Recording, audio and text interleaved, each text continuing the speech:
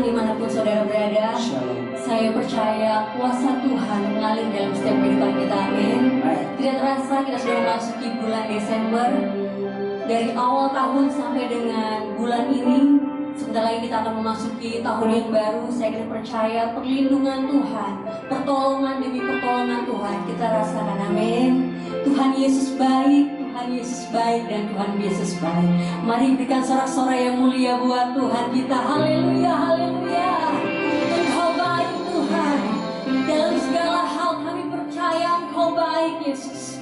Terima kasih Tuhan, terima kasih. Haleluya. Sebab Tuhan baik, Dia Allah yang baik. Sebab Tuhan baik, Engkau selalu baik. Sebab Tuhan baik, anugerahnya kekal selamanya. Mari jemaat Tuhan katakan, sebab Tuhan baik.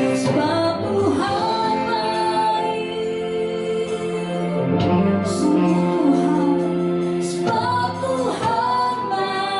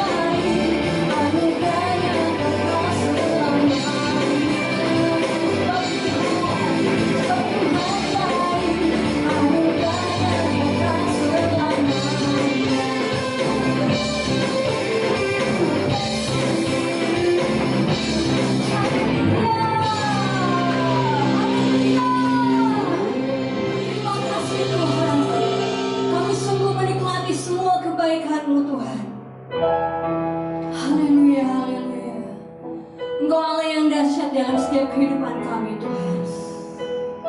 Engkau Allah yang mulia dan layak untuk disembah. Tetapi tiba saatnya dan sudah tiba saatnya bahwa penyembah-penyembah yang benar akan menyembah Bapa dalam roh dan kebenaran.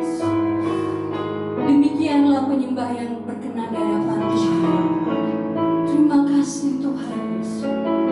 Oh, kami menyembah-Mu Yesus.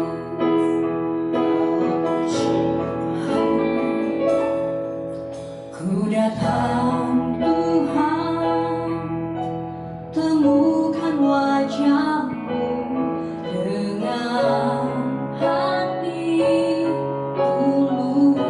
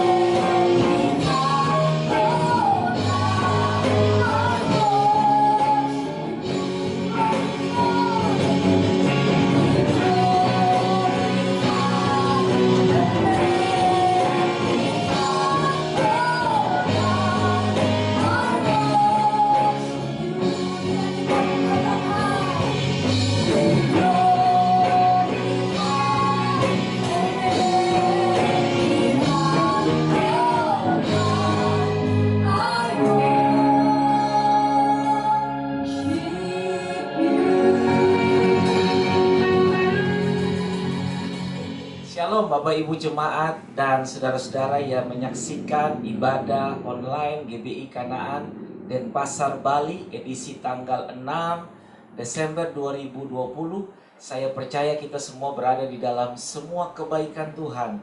Di bulan Desember ini ada banyak sekali peristiwa-peristiwa Natal yang bisa kita belajar bersama-sama. Dan saya percaya di dalam momen Natal ini ada banyak sekali Tuhan memberikan kesaksian dan mengajarkan kepada kita hal-hal yang dahsyat dan ajaib, di mana kita bisa menyaksikan bahwa Tuhan itu dahsyat di dalam pemeliharaan, cakap di dalam memelihara kita dan menyertai kita sampai dengan hari ini.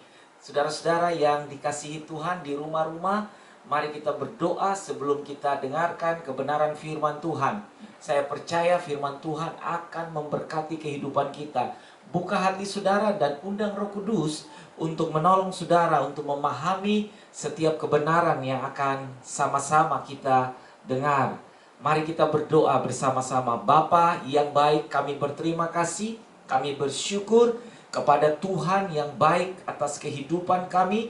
Hari-hari kami ditenun sedemikian rupa sehingga sampai dengan tanggal 6 Desember 2020 kami kembali lagi mengalami yang namanya pemeliharaan Tuhan, kebaikan Tuhan dahsyat dan ajaib. Kami disembuhkan, kami dipulihkan, kami ditolong, kami disertai. Dan setiap hari ada cerita dan kesaksian dari hidup kami tentang dahsyatnya Tuhan memelihara kami.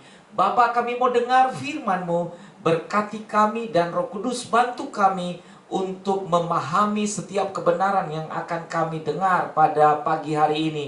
Kami berdoa di dalam nama Yesus, hati kami dipersiapkan oleh Tuhan dan diberkati oleh Tuhan. Semua keluarga-keluarga dari rumah ke rumah yang sedang membuka hatinya untuk diberkati dengan ibadah online pada pagi hari ini, aku berdoa sehingga kebenaran itu akan sampai kepada mereka dan kebenaran itu akan memberkati kehidupan kami.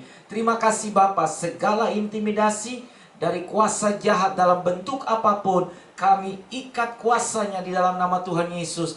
Dan dari tempat ini, aku melepaskan shalom kepada anak-anak-Mu di rumah mereka masing-masing. Dan sejahtera Tuhan memenuhi kami. Terima kasih di dalam nama Tuhan Yesus. Kami mau diberkati dengan kebenaran firman-Mu. Haleluya. Amin. Baik Bapak Ibu Saudara, jemaat Tuhan dan saudara-saudara yang menyaksikan khotbah pada pagi hari ini, saya ajak kita bersama-sama buka di dalam Injil Yohanes pasalnya yang ke-8, ayatnya yang ke-30 sampai dengan ayatnya yang ke-36. Injil Yohanes pasal yang ke-8, ayatnya yang ke-30 sampai dengan ayatnya yang ke-36. Kita akan sama-sama belajar dari satu perikop ini. Saya akan bacakan ayat-ayat ini dan Bapak Ibu akan menyimak pada Alkitab saudara masing-masing. Beginilah kebenaran firman Tuhan, kebenaran yang memerdekakan. Setelah Yesus mengatakan semuanya itu, banyak orang percaya kepadanya.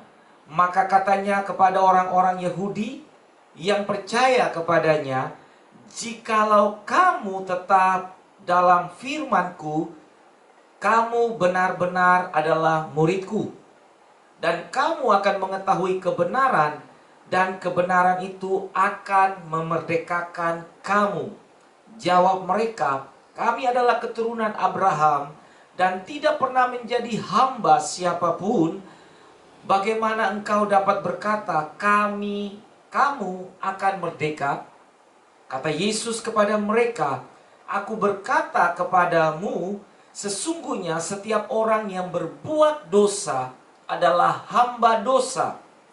Dan hamba tidak dapat tinggal dalam rumah, tetapi anak tetap tinggal di dalam rumah. Jadi apabila anak itu memerdekakan kamu, kamu pun benar-benar merdeka." Bapak Ibu Saudara yang saya kasihi di dalam Tuhan, kalau kita menyimak pasal 8 secara keseluruhannya, Ini ayat-ayat di dalam pasal 8, dari ayatnya yang pertama sampai dengan seluruhnya, itu berbicara tentang kemurahan hati Tuhan yang menuntun seseorang sampai kepada kebenaran. Dan orang-orang yang dipulihkan di dalam pasal 8 ini, mereka yang hidup dalam menaati hukum Taurat, mereka yang hidup dengan cara pandang mereka, ketika mereka sampai kepada kebenaran, maka kebenaran itu benar-benar memerdekakan kehidupan mereka. Nah, di dalam ayatnya yang ke-30 sampai dengan ayat yang ke-36, ini berisikan tentang kuasa dari kebenaran. Kuasa dari perkataan Yesus yang di dalamnya memuat tentang kebenaran. Tentunya, waktu Yesus mengatakan kebenaran, Dia adalah sumber kebenaran. Dan Dia adalah kebenaran itu sendiri. Jadi ketika kebenaran itu sedang dibicarakan kepada orang-orang Yahudi, orang-orang Yahudi diajak oleh Yesus untuk sampai kepada kebenaran yang memerdekakan kehidupan mereka. Di dalam ayat yang ke-30, setelah Yesus mengatakan semuanya itu, banyak orang menjadi percaya kepadanya. Tentunya karena Dia adalah kebenaran itu sendiri.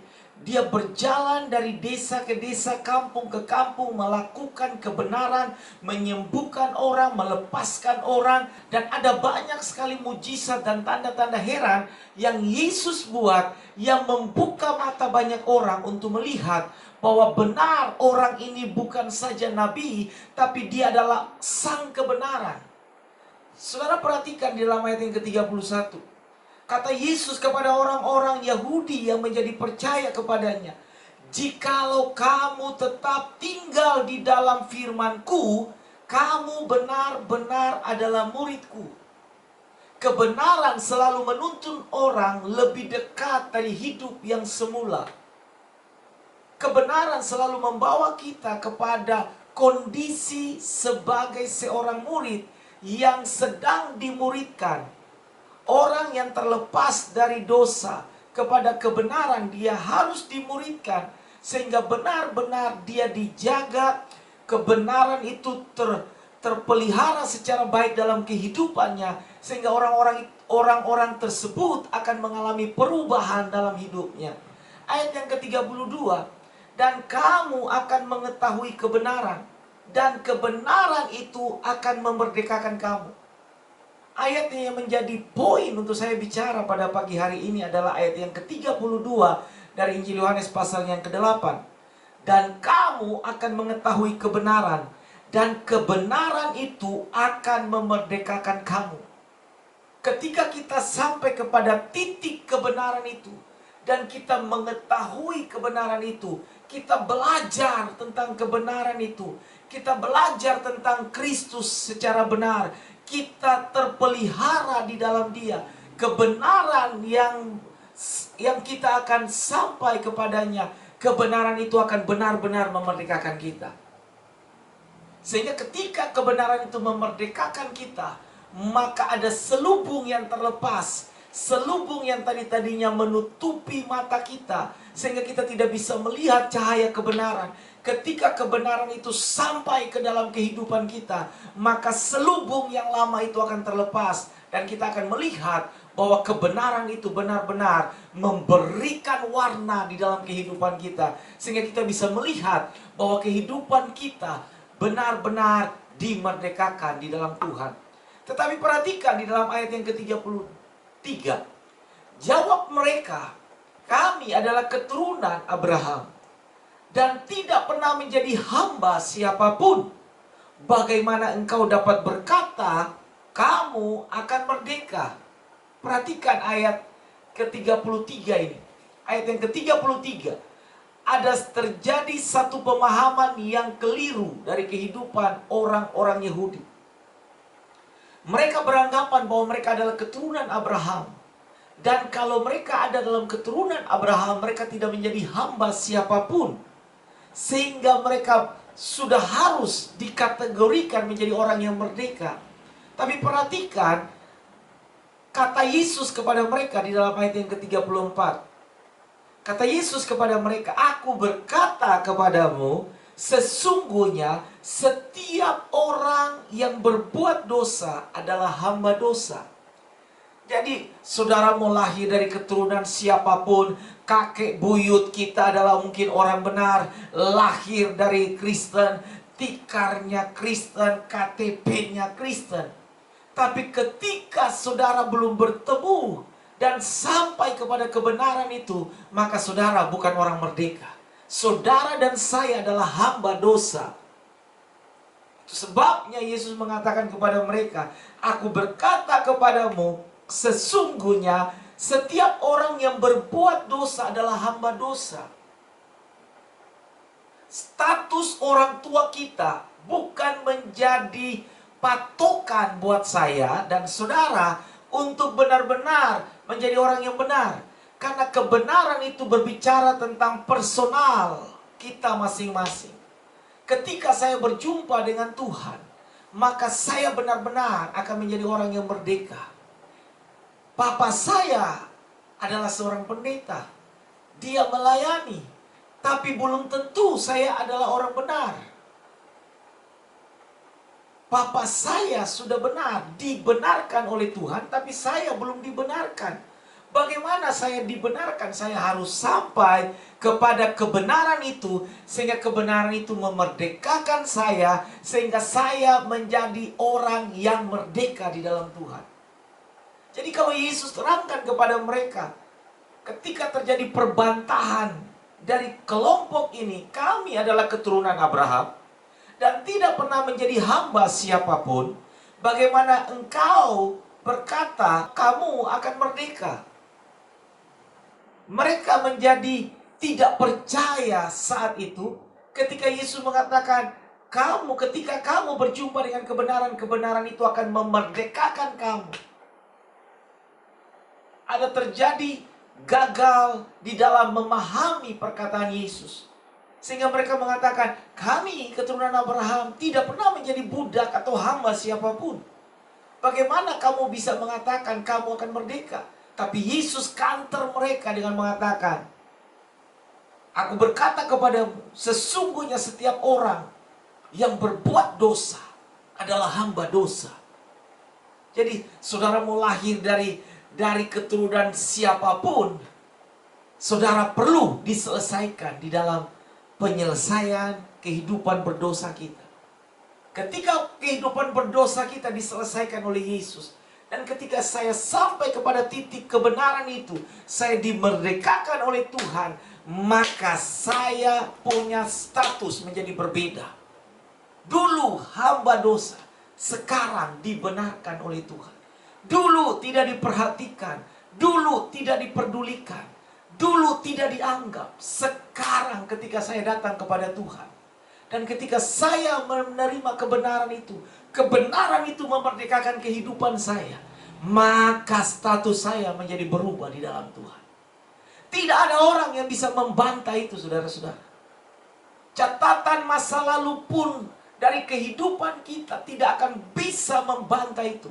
Ketika saat ini saudara bertemu dengan Tuhan, saudara ketemu dengan sumber kebenaran, dan kita dimerdekakan di dalam Tuhan. Orang boleh bicara masa lalu, tapi Tuhan melihat saat ini, saudara dan saya, statusnya menjadi orang-orang yang dibenarkan di dalam Tuhan. Ayat yang ke-35, dan hamba tidak tetap tinggal dalam rumah, tetapi anak tetap tinggal di dalam rumah. Orang yang berbuat dosa adalah hamba dosa. Dan Yesus memakai analogi ini, hamba tidak tetap tinggal di dalam rumah, tetapi anak tinggal di dalam rumah.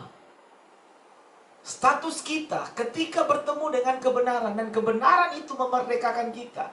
Dulu kita hamba, sekarang kita anak. Hamba tidak tinggal tetap di dalam rumah, tetapi anak tinggal tetap di dalam rumah. Posisinya menjadi berbeda ketika kita bertemu dengan kebenaran. Dan ketika kita berjumpa dengan Kristus, kebenaran itu akan memerdekakan kehidupan kita, sekaligus merubah status kita dari seorang hamba menjadi seorang anak. Perhatikan ayat yang ke-36. Jadi apabila anak itu memerdekakan kamu, kamu pun benar-benar merdeka. Haleluya. Tawaran kemerdekaan yang Yesus sampaikan kepada kita. Tawaran kemerdekaan itu sudah terbuka luas kepada kita. Kita harus sambut. Kita harus datang kepada sumber kebenaran. Kalau saudara dan saya tidak sampai dan tidak respons suara kebenaran itu, maka kita tidak akan sampai kepada kebenaran. Dan status kita tetap sama. Orang Kristen tanpa pengenalan akan Tuhan mengakibatkan cara pandangnya menjadi keliru. Arah hidupnya menjadi keliru. Dan statusnya menjadi rapuh. Saya mau ajak kita bersama-sama untuk merenungkan ayat ini. Poin saya ada pada ayat yang ke-32. Dan kamu akan mengetahui kebenaran, dan kebenaran itu akan memerdekakan kamu. Ketika kita sampai kepada kebenaran, maka kebenaran itu akan memerdekakan. Kata memerdekakan berarti benar-benar merdeka. Memerdekakan. Kebenaran itu akan memerdekakan. Kata kebenaran dari akar kata benar. Ketika kita dibenarkan oleh Tuhan, semua yang tidak benar akan dibenarkan oleh Tuhan, menjadi benar. Lawan dari kata benar adalah dusta dan bohong. Allah di dalam Kristus Yesus adalah sumber kebenaran dan tidak bisa dibantahkan oleh siapapun. Injil Yohanes pasalnya yang ke-14 ayatnya yang ke-6 mengatakan, kata Yesus kepadanya, akulah jalan dan kebenaran dan hidup. Tidak ada seorang pun yang datang kepada Bapa kalau tidak melalui aku. Jadi di sini sangat jelas sekali untuk saya dan saudara harus fahami dan betul-betul sadari bahwa tidak ada jalan lain. Yesus adalah jalan dan kebenaran dan hidup. Dia bukan saja menjadi petunjuk jalan, tapi dia mengatakan, akulah jalan dan kebenaran dan kehidupan. Jadi benar-benar sekali ayat ini mengatakan bahwa ketika saya dan saudara berjumpa dengan kebenaran, maka kehidupan akan terjadi. Kita akan dimerdekakan di dalam Kristus. Dan hidup kita menjadi berbeda di dalam Tuhan. Injil Yohanes pasal 17 ayatnya yang ke-17 mengatakan, kuduskanlah mereka di dalam kebenaran. Firman-Mu adalah kebenaran. Ketika kita menerima kebenaran itu sebagai bagian yang terutama dalam kehidupan kita, maka terjadi penerangan di dalam hidup kita, sehingga hidup kita menjadi terang. Dan Alkitab mengatakan, kuduskanlah mereka dalam kebenaran. Firman-Mu adalah kebenaran. Ketika firman itu memerdekakan saudara dan saya, di dalam hidup kita ada firman yang memerdekakan, firman yang menjadi petunjuk jalan kepada kita, sehingga kita tidak kesasar di dalam kehidupan kita. Apapun yang terjadi dalam kehidupan kita, arah dari kehidupan kita diterangi oleh kebenaran firman Tuhan, sehingga benar-benar kehidupan kita akan menjadi kehidupan yang penuh dengan kemenangan di dalam Tuhan. Orang-orang Kristen berasal dari masa lalu. Kita semua berasal dari masa lalu yang tidak benar. Tapi ketika saya berjumpa dengan sang kebenaran, kehidupan saya dibenarkan di dalam Tuhan. Sehingga semua catatan-catatan masa lalu saya itu tidak berlaku lagi. Kenapa? Karena Alkitab mengatakan Tuhan merobek surat hutang dosa. Status kita dipulihkan oleh Dia. Keadaan kita menjadi baru di dalam Dia. Kenapa? Karena kita sudah menerima Kristus sebagai Tuhan dan Juru Selamat. Kata benar itu bisa juga dikategorikan sebagai adil. Yesus di dalam hal ini bertindak di dalam keadilannya. Orang yang datang kepada Dia akan menerima kemerdekaan. Keadilan Yesus terjadi di sini. Ketika orang tidak datang kepada sang kebenaran, maka kebenaran itu tetap ada, tetapi orang itu tidak akan pernah merdeka. Kenapa? Karena dia tidak pernah sampai kepada sumber kebenaran itu. Keadilan Yesus terjadi ketika seseorang datang. Pemulihan itu terjadi atas hidupnya. Bapak ibu saudara yang saya kasihi di dalam Tuhan, Roma pasalnya yang ketiga ayat 23 mengatakan begini. Karena semua orang telah berbuat dosa dan telah kehilangan kemuliaan Allah. Di dalam percakapan orang Yahudi dengan Kristus, dengan Tuhan Yesus, kami adalah keturunan Abraham dan tidak pernah menjadi hamba siapapun. Bagaimana kamu bisa mengatakan kamu akan merdeka? Injil Yohanes pasal 8 sudah jelas mengatakan bahwa Yesus adalah sang kebenaran itu. Kamu mau berasal dari keturunan siapapun, kalau kamu belum bertemu dengan sumber kebenaran, statusmu tetap sama, adalah hamba dosa.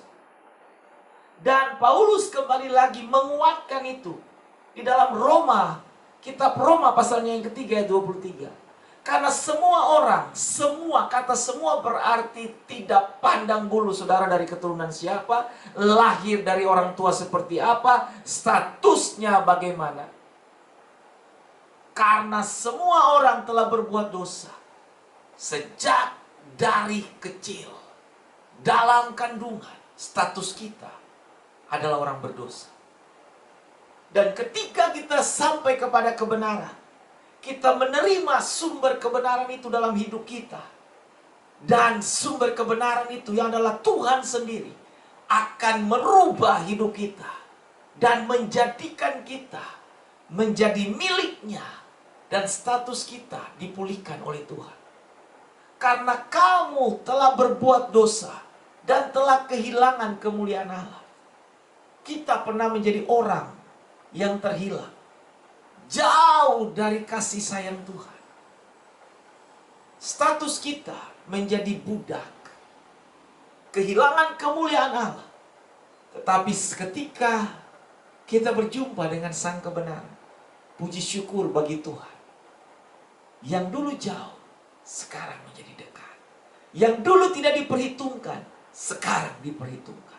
Yang dulu tidak menerima kasih sayang, sekarang menerima kasih sayang dari Tuhan. Kenapa? Karena dia adalah Bapa yang baik. Gambaran anak yang terhilang itu menjadi pelajaran dalam kehidupan kita.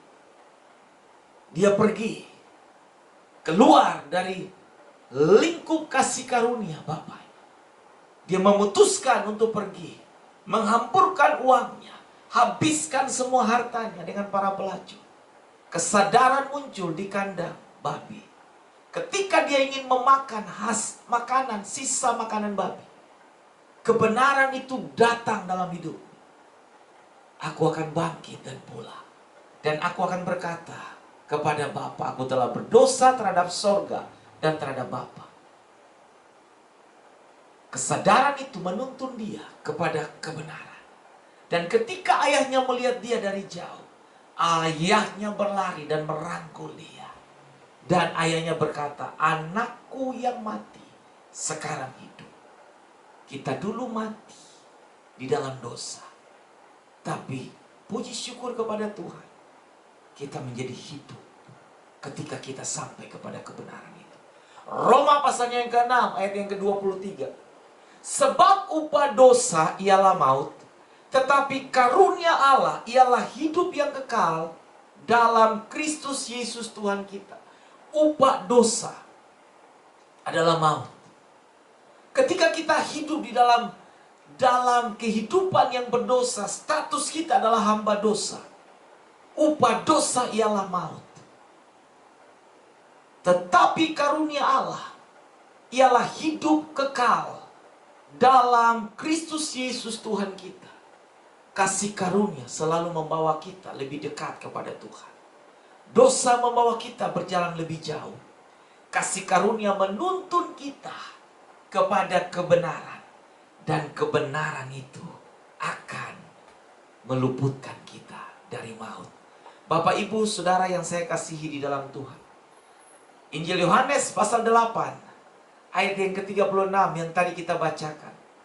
Jadi apabila anak itu memerdekakan kamu, kamu pun benar-benar merdeka. Pilihan ada dan keputusan ada pada kita. Ketika kita datang kepada Yesus, kita akan dipulihkan. Kita akan dimerdekakan. Kalau saudara tetap memilih untuk jalan sesuai dengan keputusan saudara, Yesus tetap memberikan sampai dengan hari ini free will, kehendak bebas. Kita yang memutuskan. Keputusan tidak datang dari Yesus. Keputusan tidak datang dari Bapa di surga. Tawaran selalu datang dari pihak Allah. Tapi keputusan kita yang harus buat. Mau menyeberangi kehidupan kita kepada kebenaran, atau kita mau tinggal tetap kepada status kita sebagai hamba dosa. Ketika kita datang dan menyeberang kepada sumber kebenaran, maka kebenaran itu akan menyambut kita.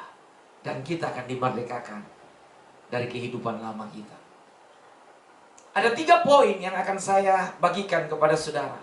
Orang yang berjumpa dengan kebenaran, maka pasti dimerdekakan dari ikatan dosa.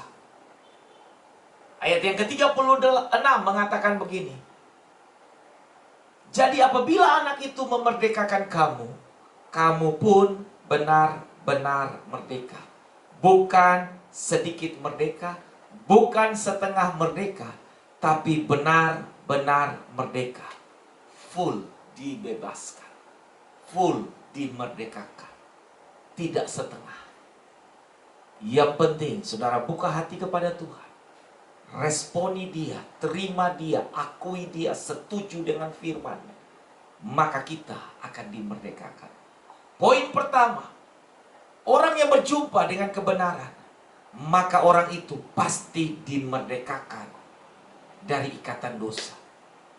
Bosan dan capek kita sudah diikat secara bertahun-tahun di dalam dosa, terlilit di dalam ikatan dosa, terbelenggu di dalam ikatan dosa.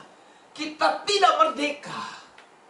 Tapi ketika saya memutuskan, Tuhan, saya mau terima Engkau, Tuhan, saya mau terima kebenaran itu, maka kebenaran itu melepaskan ikatan dosa. Kebenaran itu melepaskan belenggu dosa. Kebenaran itu memerdekakan saya. Dan saya benar-benar merdeka di dalam Tuhan. Siapapun saudara, apapun keadaan saudara, iblis biasanya membisik kepada kita bahwa Tuhan tidak mengasihi kita. Saya mau kasih tahu berita baik. Sampai hari ini Tuhan punya kasih kepada saudara dan saya. Injil Yohanes 3 ayat 16 mengatakan, karena begitu besar kasih Allah akan dunia ini, sehingga Ia memberikan anaknya yang tunggal itu, supaya setiap orang yang percaya kepadanya tidak binasa, melainkan beroleh hidup yang kekal. Iblis membisikkan, menanamkan racun untuk melemahkan iman kita kepada kepercayaan kepada Tuhan. Tapi saya mau kasih tahu berita baik sampai dengan hari ini. Kasih Tuhan masih tetap ditawarkan kepada kita. Putuskan untuk datang kepada Dia. Putuskan untuk menerima kebenarannya. Dan kebenaran itu akan melepaskan saudara dari ikatan belenggu dosa. Dan kita akan benar merdeka. Yang kedua, orang yang berjumpa dengan kebenaran, maka pasti akan menerima pengampunan. Perhatikan di dalam semua kisah kehidupan Yesus yang bertemu dengan orang-orang yang berdosa. Ahli Taurat ingin melempari mereka dengan batu. Tapi Yesus ketika bertemu dengan perempuan pelacur, perempuan yang kedapatan bersinah, laki-laki yang ke-6 yang kedapatan dengan dia bukan juga suaminya. Tapi ketika orang-orang yang diajari, diprovokasi oleh pemuka-pemuka agama ahli Taurat, dan orang-orang itu membawa perempuan itu di tengah-tengah kerumunan massa, ingin melempari wanita ini dengan batu. Yesus mengatakan, barang siapa di antara kamu yang tidak pernah berbuat dosa, baiklah ia mengambil batu dan melempari perempuan ini. Sambil Yesus menulis di tanah, satu persatu dari kerumunan orang itu pergi meninggalkan perempuan itu. Kenapa? Karena mereka juga pernah berbuat dosa, tapi mereka tidak sampai kepada sang kebenaran. Perempuan ini kedapatan berbuat dosa, kedapatan melacurkan dirinya. Tapi dia mau datang kepada sang kebenaran. Dan ketika Yesus mengatakan, "Di manakah orang-orang yang tadi?" Perempuan ini mengatakan, "Aku tidak tahu, mereka sudah pergi." Yesus mengatakan, "Aku pun tidak menghukum kamu. Pergi dan jangan berbuat dosa lagi." Saya mau kasih tahu, dunia menghukum saudara dan saya. Dunia menawarkan hal-hal yang menekan iman kita, menekan kepercayaan kita, membunuh kita sekaligus. Tapi Yesus mengangkat kita dari kubangan dosa, menempatkan kita dan merubah status kehidupan kita. Orang yang berjumpa dengan kebenaran, maka pasti menerima pengampunan. Yesus punya pengampunan sampai hari ini. Tetap ditawarkan kepada semua orang. "Marilah kepadaku, semua orang yang letih, lesu, dan berbeban berat. Aku akan memberikan kelegaan kepada mereka." Yang ketiga, yang terakhir. Orang yang berjumpa dengan kebenaran, maka kebenaran itu akan menuntun kita kepada perubahan hidup. Pasti terjadi perubahan hidup ketika kita menerima kebenaran itu dalam hidup kita. Yesus akan mengajari kita tentang kehidupan yang baru di dalam Dia. Kesukaan baru ketika kebenaran itu sampai kepada kita. Kesukaan yang lama kita tinggalkan. Kesukaan yang baru. Mulai suka berdoa, mulai suka baca Alkitab, mulai suka dengar pujian dan penyembahan. Lagu-lagu yang menenangkan jiwa kita. Terjadi perubahan hidup ketika kita menerima kebenaran itu. Dan perubahan hidup itu bukan saja kita nikmati, tapi orang di sekitar kita pun akan diberkati ketika terjadi perubahan hidup. Saudara dan saya menjadi orang Kristen bertahun-tahun, tapi hidup kita kalau tidak berubah, status kita tetap sama. KTP kita bisa menerangkan kita orang Kristen, tapi ketika tidak terjadi perubahan hidup, orang akan mengatakan dia sama aja dengan yang lain. Ketika kebenaran itu memerdekakan kita, terjadi perubahan hidup dalam hidup kita, orang banyak akan diberkati. Tidak usah bicara tentang kebenaran. Hidup kita adalah kebenaran itu sendiri. Kenapa? Karena kita sudah berjumpa dengan kebenaran. Dan kebenaran itu memerdekakan kamu. Ayat yang ke-36 dari pasal 8 Injil Yohanes. Ketika anak itu memerdekakan kamu, kamu pun benar-benar merdeka. Terjadi perubahan paradigma. Terjadi perubahan cara pikir. Terjadi perubahan pola tindak. Terjadi perubahan pola laku. Terjadi perubahan cara kita berkata. Kenapa? Karena kita sedang diubahkan oleh Tuhan. Tidak terjadi secara instan, tetapi by proses yang ujungnya kita pasti melihat hal yang baik terjadi dalam hidup kita. Saya percaya saudara-saudara. Mari buka hati saudara. Sambut kebenaran itu. Sambut sang kebenaran, Kristus itu sendiri. Maka Kristus akan memerdekakan saudara. Dan saudara benar-benar merdeka. 3 hal yang tadi saya bicara. Orang yang berjumpa dengan kebenaran pasti dimerdekakan dari ikatan dosa. Orang yang berjumpa dengan kebenaran pasti menerima pengampunan dari dosa. Orang yang berjumpa dengan kebenaran, kebenaran itu akan menuntun dia kepada perubahan hidup. Saya tutup dengan perkataan ini. Jangan tinggal pada posisimu. Seberangilah, tinggalkan posisimu, datanglah kepada sumber kebenaran. Maka sumber kebenaran itu akan merangkul saudara, menyambut saudara, dan membebaskan saudara. Sehingga kehidupanmu tidak akan sama lagi seperti dulu. Yang saat ini, itu sudah cukup membuktikan bahwa kita adalah orang-orang yang menerima pengampunan dari Dia. Tuhan Yesus memberkati kehidupan kita. Mari kita berdoa sebelum kita mengambil bagian di dalam perjamuan kudus. Aku bersyukur buat kebenaran firman-Mu yang adalah kebenaran yang menuntun kami dari hidup yang lama kepada hidup yang baru. Dari masa lalu kepada masa kini. Dari hidup yang gelap kepada hidup yang diterangi dengan kebenaran firman Allah. Dan aku berdoa kepada setiap kami Tuhan yang mendengarkan kebenaran firman Tuhan ini. Aku berdoa sehingga kami semua menyeberangi tinggalkan masa lalu, tinggalkan kehidupan kami. Kami mau menyeberang kepada sumber kebenaran. Karena di sana sumber kebenaran tetap menanti kami di dalam kasih sayangnya, di dalam kasih karunia-Nya, pengampunan tersedia, kehidupan yang baru tersedia. Dan kami mau menyambut sang kebenaran itu.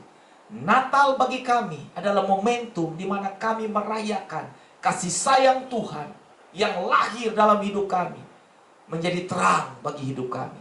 Terima kasih Bapa, di dalam nama Yesus. Berkati kami dengan kebenaran firman-Mu. Bebaskan yang tertindas, lepaskan ikatan mereka, pulihkan keadaan mereka, sembuhkan mereka, dan ubah status kami menjadi budak, dari budak menjadi anak, dari hamba kepada orang-orang yang dimerdekakan. Di dalam nama Tuhan Yesus kami berdoa. Haleluya. Amin.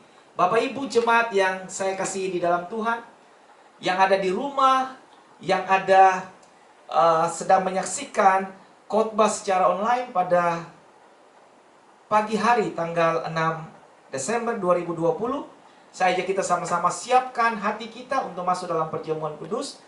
Bapak-bapak di rumah dan keluarga-keluarga yang ada, siapkan hosti dan juga anggur perjamuan. Ataupun kalau saudara tidak ada hosti, saudara siapkan biskuit atau roti.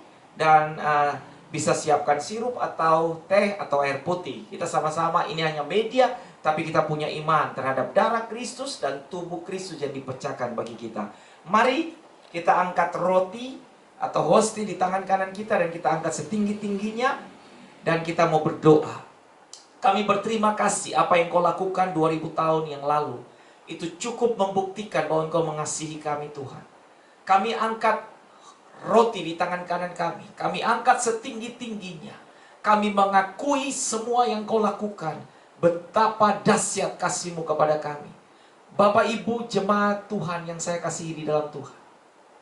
Pada malam waktu Yesus diserahkan, Ia mengambil roti.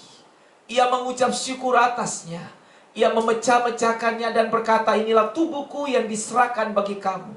Perbuatlah ini menjadi peringatan akan aku. Apakah saudara yakin dan percaya bahwa tubuh Kristus yang dihancurkan bagi kita, di dalamnya mendatangkan kuasa pemulihan. Oleh bilur-bilurnya kami menjadi sembuh. Dengan pengakuan kita dan percaya kita, mari kita makan dengan pengucapan syukur di dalam nama Tuhan Yesus. Mari kita makan bersama-sama.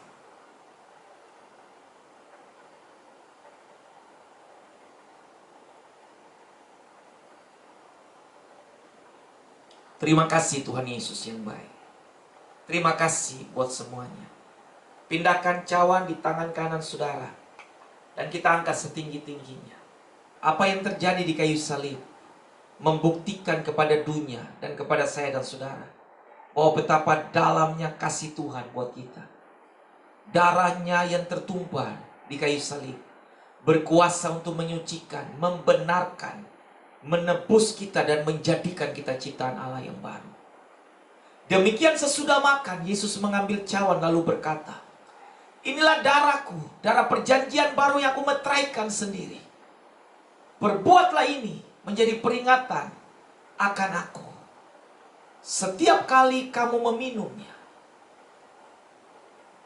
Apakah saudara yakin dan percaya bahwa darah Yesus yang tercurah di kayu salib berkuasa menebus kehidupan kita dari dosa kepada hamba kebenaran, berkuasa untuk menjadikan kita ciptaan Allah yang baru.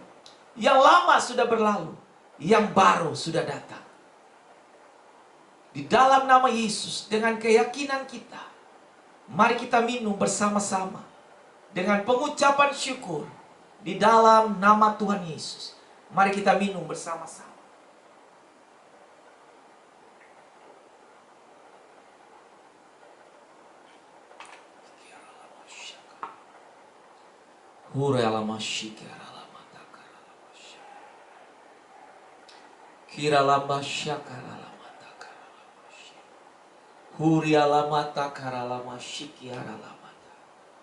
Tuhan, terima kasih. Engkau melakukan tuntas bagi kami di kayu salib. tidak ada yang tersisa satupun. Tubuhmu hancur, darahmu kau tumpahkan bagi kami. Dan itu cukup membuktikan kepada kami bahwa kebenaran itu memerdekakan kami. Terima kasih Tuhan. Ajar kami meresponi setiap kebenaran. Ajar kami bukan saja mendengar, tapi kami meninggalkan zona hidup kami. Dan kami datang kepada sumber kebenaran. Dan kebenaran itu akan melepaskan ikatan dosa yang membelenggu kami, mengampuni kami, dan membawa perubahan dalam hidup kami. Terima kasih Bapa di sorga. Berkati mereka semua yang ada di rumah-rumah. Sembuhkan yang sakit. Tahirkan mereka semuanya. Kuatkan yang lemah. Bebaskan yang terikat. Dan aku berdoa, tidak ada setan manapun yang akan mengikat anak-anak Tuhan. Mereka menjadi orang-orang yang merdeka di dalam Tuhan. Merdeka. Dan mereka menerima kehidupan yang baru. Terang Tuhan menyinari hidup mereka. Jalan mereka diarahkan kepada kebenaran. Sehingga mereka melihat ada kehidupan yang menanti mereka. Aku bersyukur kepada firman. Bersyukur kepada perjamuan kudus.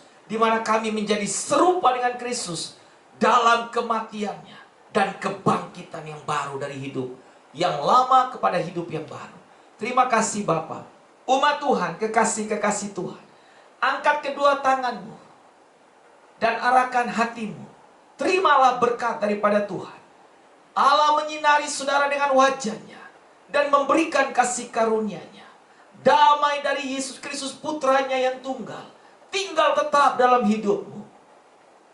Kasih karunia dari Roh Kudus mengerjakan sukacita dan ketenangan di dalam hidupmu. Diberkatilah saudara waktu saudara keluar. Diberkati dan dituntunnya saudara waktu saudara masuk dalam rumahmu. Diberkatilah bakul dan tempat adonanmu. Diberkatilah rumah tangga dan pernikahanmu. Diberkati juga masa mudamu. Keturunanmu menjadi keturunan keberkatan. Dimanapun saudara pergi, apapun yang saudara kerjakan, percayalah, tangan Bapamu yang penuh kuasa akan mengadakan yang tidak ada menjadi ada dan memberkati engkau. Kutuk malapetaka, kemiskinan, penindasan menjauh dari kemahmu.